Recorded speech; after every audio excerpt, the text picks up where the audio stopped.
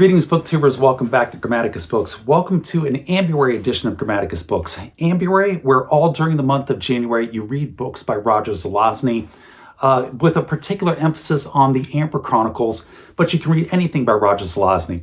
Now, Ambuary is a reading event that was created by Michael K. Vaughan over on his fantastic channel, and I've been doing an Amber video, an Ambuary video, each week here during the month of January, and we're wrapping it up here in the last week by actually talking about the Amber Chronicles, because in the previous three videos, in the previous 3 weeks that I've done, I've talked about Zelazny novels other than the Chronicles of Amber during Ambuary.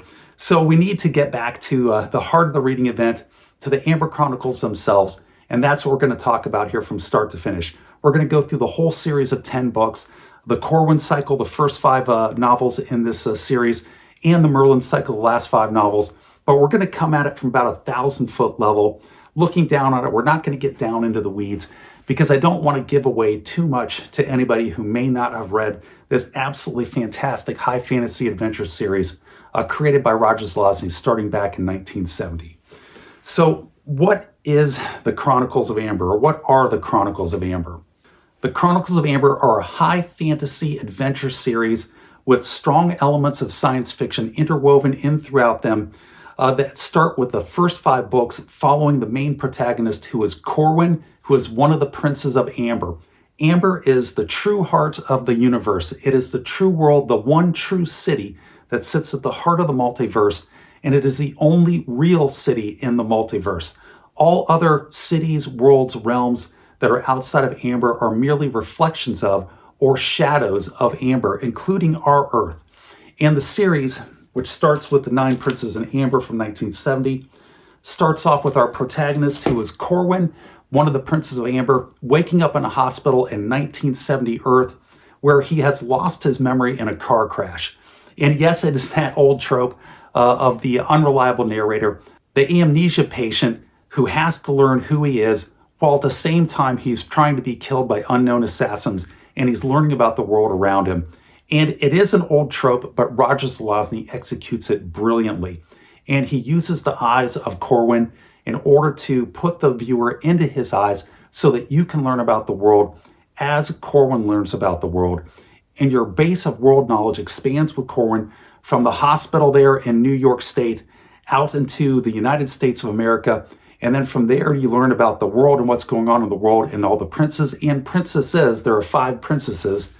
And then you learn about the shadow realms and the fact that there is this one realm, this one true city, Amber, at the heart of the multiverse, and that Corwin is one of the 9 brothers who has a viable claim to the throne. And the throne has been abdicated.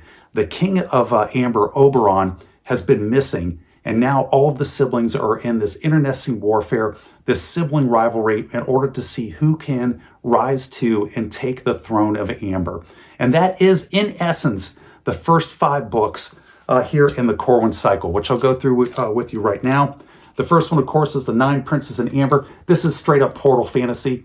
You start off with Corwin, and at the very beginning of the novel, he and his brother Random are in a Mercedes-Benz, and they're driving the Mercedes-Benz as it travels in and out of different realms, universes, and worlds as they're trying to get closer and closer to the real city of Amber.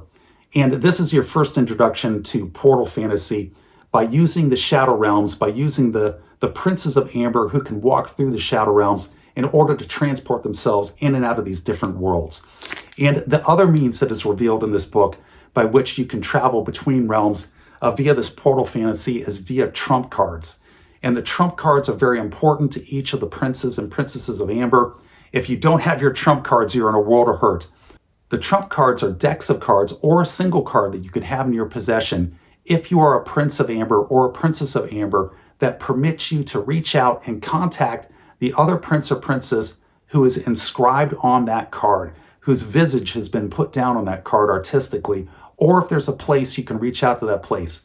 And it allows you to reach out to this person no matter where they are in the Amberverse, no matter where they are in the multiverse, whichever world they are on, whichever world you're on, you can reach out to them, contact them, talk to them, and if they are willing, they can reach through via their trump card and pull you from your world into their world, or vice versa.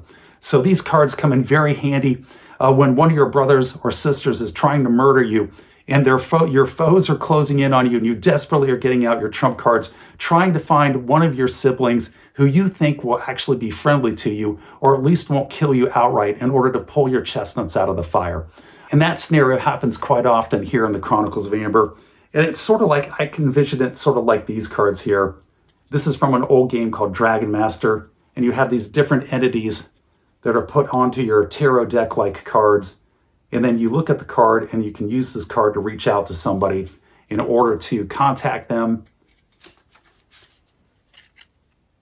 via an old telephone service switchboard, or to use them in order to transport you to where they are or bring them into where you are. So that is the Nine Princes in Amber. It is portal fantasy, and it introduces you to the world of Amber. And then you have the Guns of Avalon, which is just a straight up sword and sorcery fantasy novel. And this also introduces you to the yin to the yang to amber, because you have amber, which is substance, which is reality. And then as you move away from amber, you have shadow, which is not reality. It is a shadow realm. It's real to us, but it isn't defined as an actual real world or city. Only amber is real. And then on the other end of these shadows, as you learn here in the Guns of Avalon, is you have chaos, which is also real, but it is the opposite of amber. Amber is order and normalcy and the world that you and I know best. And then you have chaos, which is just that, the courts of chaos. They are chaos, they are ruled by demons. And these two entities, these two real realities here in this multiverse, in this Amberverse, are continually at odds, eternally at war with each other over control of the shadow realms and control of each other. And then that becomes a superseding plot, which just adds to the layers of depth in this universe, that you have this other completely different entity to explore, which is the courts of chaos. And that conflict, in addition to the conflict for the throne of Amber. And that in a nutshell, that is the first 5 books, the Corwin Cycle. Now, the Corwin Cycle was written by Roger Zelazny between 1970 and 1978, and it was unplanned. As he wrote each of these 5 books, and I'll go back through them here. The Nine Princes in Amber, love that cover on here. This cover has absolutely nothing to do with anything that's going on in the book. I think it was just stock art that they had in the back here at Avon that they threw onto this. It's still very cool, but it has nothing to do with the book. With the Nine Princes in Amber, Guns of Avalon, another good cover. Sign of the Unicorn, this is a later mass market, and I don't care for this artist as much. And then the Courts of Chaos, which is the final in the Corwin Cycle. And I hear you talking, I hear you saying, that's only 4 books, there's supposed to be 5. The 5th is The Hand of Oberon. I don't have that in a mass market paperback yet, but I do have it in a hardback collection of the first 5 books down here. But these 5 books were not planned out by Roger Zelazny when he was writing them. He didn't have a master overarching plan. He hadn't written out any type of an outline. He just wrote it as it came to him. And therefore, it has this sort of jumpy feel to it as you're just moving from one plot and subplot to the next subplot as you're bouncing around in this multiverse.